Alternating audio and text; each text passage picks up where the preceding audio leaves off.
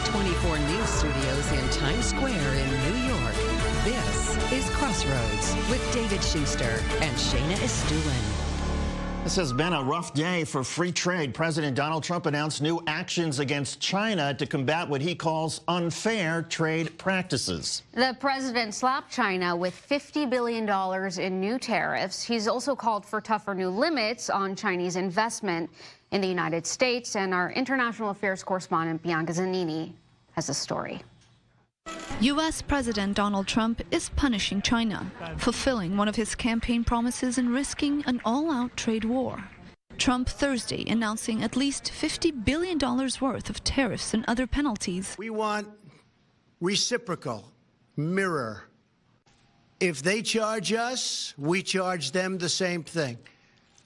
That's the way it's got to be. That's not the way it is. For many, many years, for many decades, it has not been that way. The White House is frustrated with China's theft of technology and trade secrets, which they say is killing the American businesses. And last year, this was the U.S. trade deficit with China. The overall U.S. trade deficit with the world was $566 billion that same year. And the decisions are dividing experts. Some economists support the measures. Others say this could not only hurt the American consumer, but the American economy as a whole. The White House is insisting that this is about defending American interests. Our view is that we have a very serious problem of losing our intellectual property, which is really the biggest single advantage of the American economy, in my opinion. A U.S.-China trade war could lower global growth by as much as 1.5%, according to the OECD. During his campaign, Trump promised to crack down on China, and he said repeatedly that the Chinese are taking advantage of Americans like nobody in history. Trump's announcement has been expected, but the timing is complicated. In less than 2 months from now, the president is set to meet North Korea's Kim Jong-un in one of the most anticipated meetings in the history of international affairs. He'll be looking for support from China. Some fear this decision might impact their response. Bianca Zanini, i24 News. Let's bring in Craig Snyder, President and CEO at the World Affairs Council of Philadelphia. And Craig, the president will find out in 15 days what the recommended products are that the U.S. trade reps suggest should be the targets of these tariffs. What's your reaction to all of this?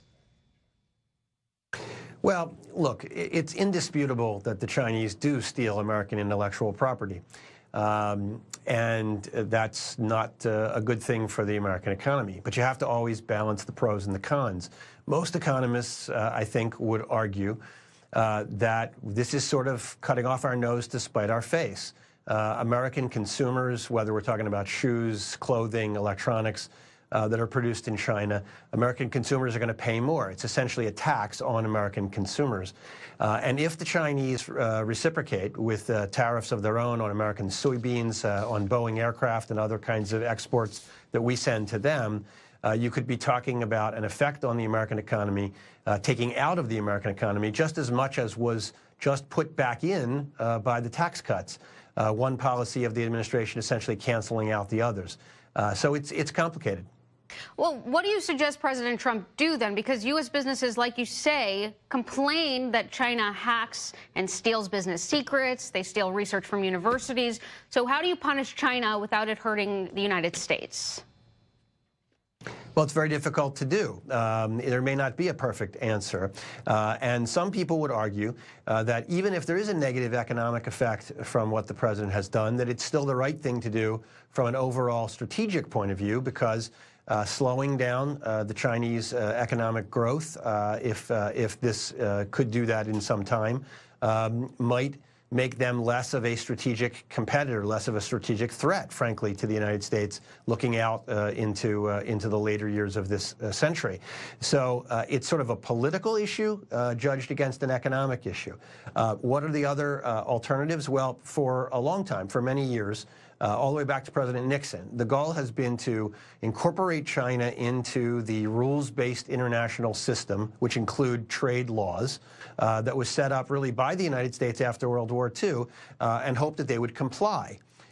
So far, we certainly don't have perfect compliance. Craig, to your point that this may hurt everybody, there's also the argument, though, that it would actually hurt the Chinese more than it would hurt the United States. Do you buy it? I think it's really hard to estimate. Yes, there will be an impact in China. It could slow Chinese growth.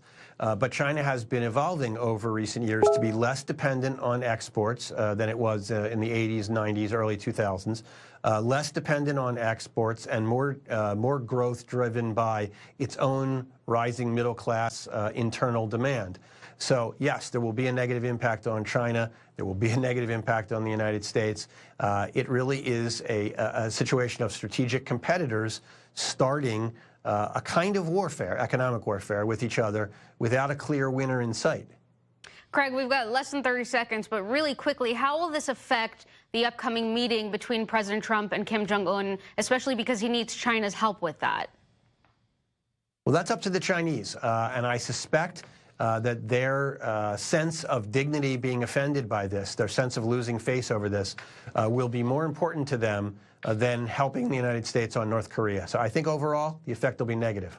Craig Snyder, President and CEO at the World Affairs Council of Philadelphia. Craig, thanks for doing this. We appreciate it. Thank you.